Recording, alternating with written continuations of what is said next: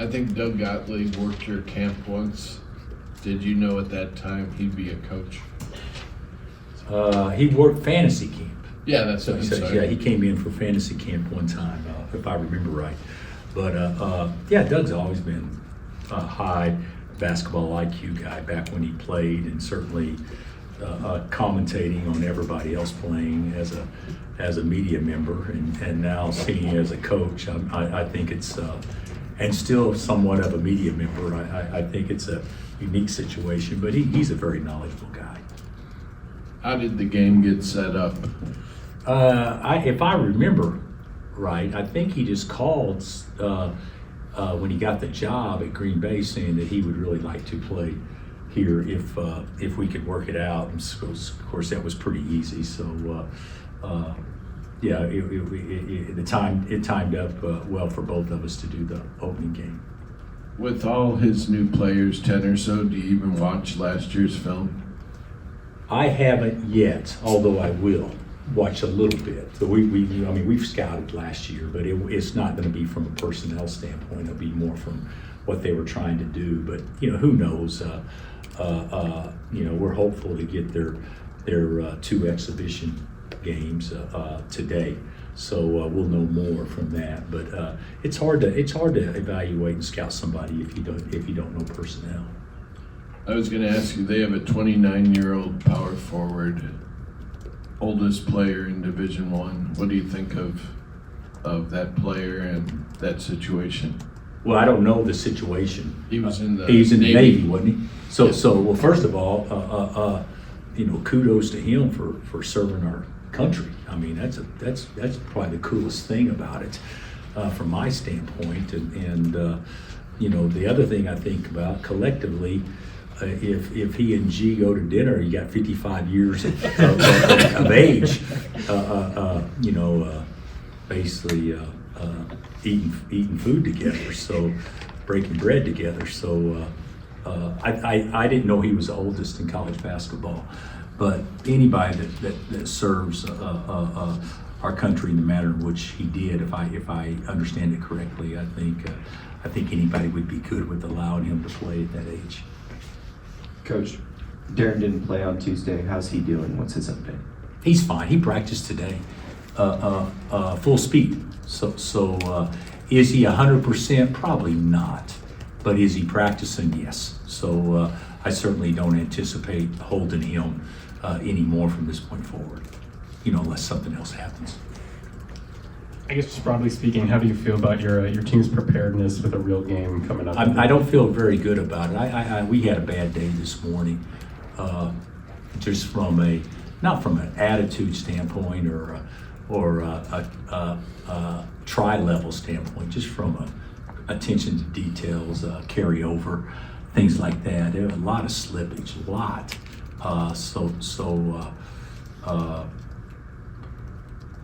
I didn't think we were good at all the other night against Fort Hays, with the exception of Melvin. I thought Melvin played downhill and actually played with some personality and things like that. But we've got to be a heck of a lot better than what we have been in practice the last couple of days.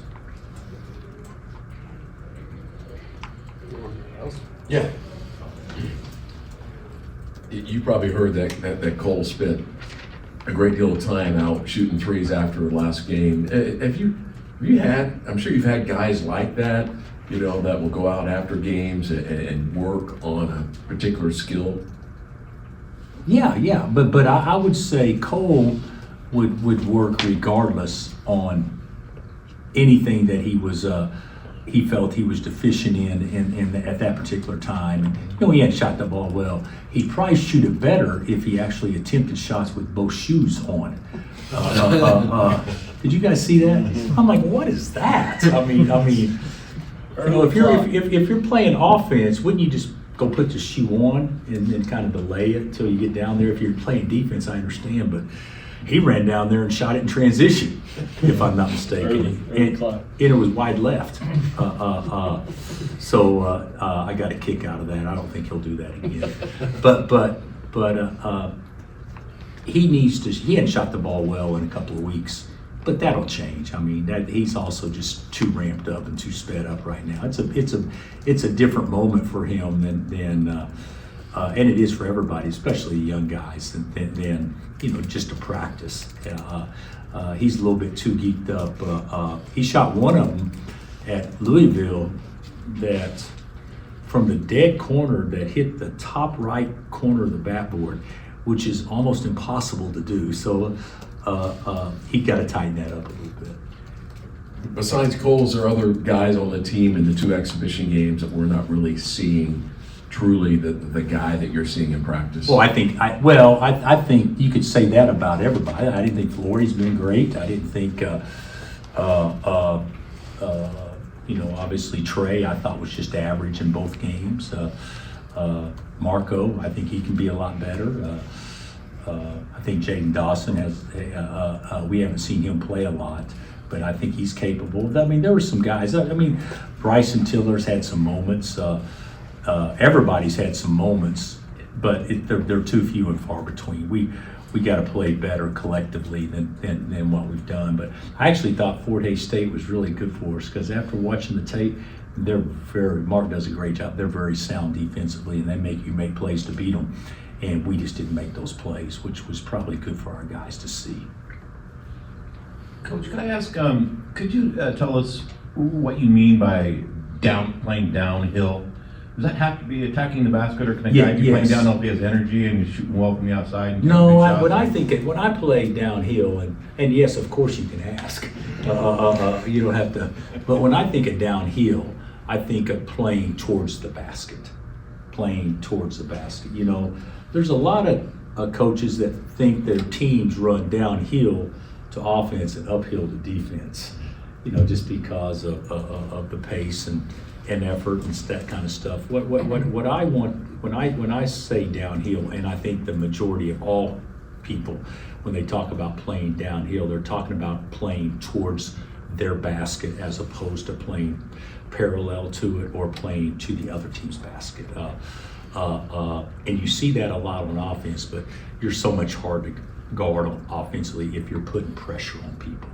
And playing downhill means putting pressure on people. With Paul, it's pretty clear with his size how that can be useful to you guys, but I guess what areas do you want to see him most improve in to be, I guess, the best backup big man he can? And he got to learn where he can play without fouling. I mean, he fouls way too much. And he's got to learn to play without fouling, and he's got to be a better lane protector / rim protector and a rebounder. He's not near as dominant in those areas as he can be. But he's big and he's long. He just got to play to that size better.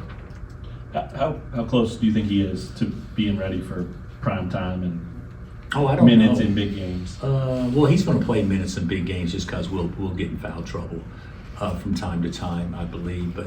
But do I think he's ready to play a huge role? Probably not. Do I think he's ready to have a role?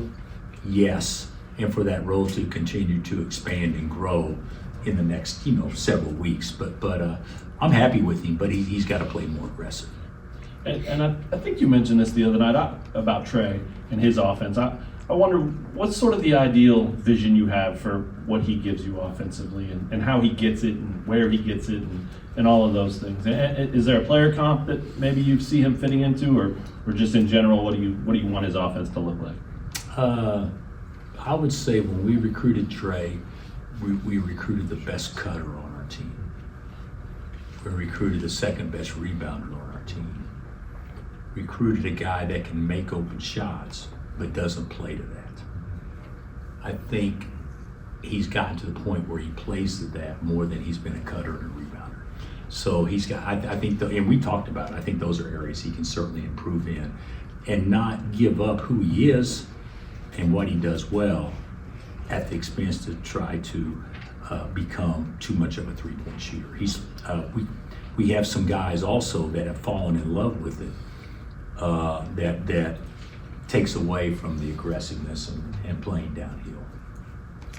Bill, with Marco, what do you expect from him this season? And also kind of, have your expectations changed since pre-injury, post-injury, or are they kind of the same? I don't think my expectations have changed because I think he's as athletic as he was prior to injury. I think he's healthy. I think that he makes the game at times harder than what it actually is because he can make an easy play and sometimes he over dribbles it or whatever and tries to split two defenders when he could have just kicked it early, whatever. But I think that'll come with time and with reps. So I'm pleased with him, but I do think that he can make the game easier. He's so fast. Play to your speed, play to ball movement, play to other guys being able to force bad closeouts and then you drive the closeouts or shoot it. So many things, but a lot of times he's trying to create that all on his own without trusting the ball movement and that kind of stuff. So he's going to have a good year though. Yeah, and I kind of going into that a little bit. Obviously, McDonald's All-Americans are not the end-all be-all of like what a player can be. But what are your expectations for him as a Jayhawk, as his career? Like, do you see him as a guy that can play in the NBA, or is a guy that is still kind of unknown of what he can develop into? I think it's that's kind of a Tough question. NBA. Yeah. I mean, can he play there and get there? Absolutely. He's got to tighten a lot of things up though. But athletically and strength and body and all those things, absolutely he can get there. But there's a lot of guys that can get there. He's got to improve in all facets to put him in his best position to have a career at that level, which can happen. There's no doubt about that. But he's, I know you guys covered it 2 years ago. He's very young in the game, and setting out last year didn't help that situation. So being hurt, so he's still got a lot of things he can improve on. But I could see when the light comes on, it could shine bright. I think he's still thinking because I've got his head a little screwed up because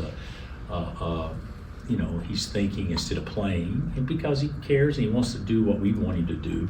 But on the flip side, he's got to get to the point where he's comfortable and confident within what we're telling him to still be able to go out and be the athlete and play to his own skill set. And right now he's probably not quite there yet, but he'll get there. He's just young, guys. He's young. Could you tell that Darryn, the competitor, really wanted to be out there playing? And is there any positive that he got to watch one game from the bench and watch what you want and what the team? Well, I don't know if there's positives. I actually liked it better when he was out there. I think the thing about it is there's a lot of things. He played 14 minutes the other night against Louisville. I had 24 points, but he didn't really play after that because of the cramping and tightness and that kind of stuff. So to me, that's good that we can figure out how to address it, and then him take it serious in addressing it. Because that could be the same way Monday, it could be the same way next Friday, it could be the same way moving forward. But let's nip it in the bud now, which we're going to. So I think that's a good thing. Is he a competitor? Yes, he's a competitor. I do think that the fact that we saw the second half last against Louisville, which I thought was excellent, in a time where he couldn't really help us because he couldn't move in the few minutes he played in the second half, but he still tried to play the same way, not being able to move, which is a formula for not success, i.e. a couple of turnovers, that kind of stuff. There's a point in time when things are going your way and when things aren't, how do you pick your spots better? So I think that could have been a good example for him in the second half when things weren't right to pick his spots more, i.e. you got 4 fouls with 10 minutes left. You can't play the same way as if you had 2 fouls with 10 minutes left. He's got to adjust to that, and I think he can do a better job of that, but him playing 14 minutes of healthy ball isn't enough for this team to win big games. He needs to be out there. Is there any way to cure the problem? Yeah. Any special way? Yeah. Yeah, we're working on it right now, so we've got some potions that we're that should take care of everything. Any red shirt updates? No, nothing as of now. But I guess I need to make a decision pretty soon. But nothing as of now. Finally, you compared physically Melvin to Tyshawn, which seems perfect. What about Tiller? A lot of people are wondering who he reminds you of. Well, you're on the. Sorry. You're on Twitter way too much. I hadn't thought of. When I think of our guys, I don't think about who they remind me of. But Tyshawn and Melvin, how can you not? They look just alike. I mean, they got the same body, they got the same height, they the same personality, similar speed. Although he's not as fast as Tyshawn. Tyshawn practiced with us one day, and Tyshawn's coming off a Achilles tear. He practiced with us one day, and Melvin said, "Oh my God, is he fast?" I said, "Mel, he's 38 years old." He just had an Achilles tear last year. He's like going, no way. I said, if you think he's fast now, what about, 15 years ago?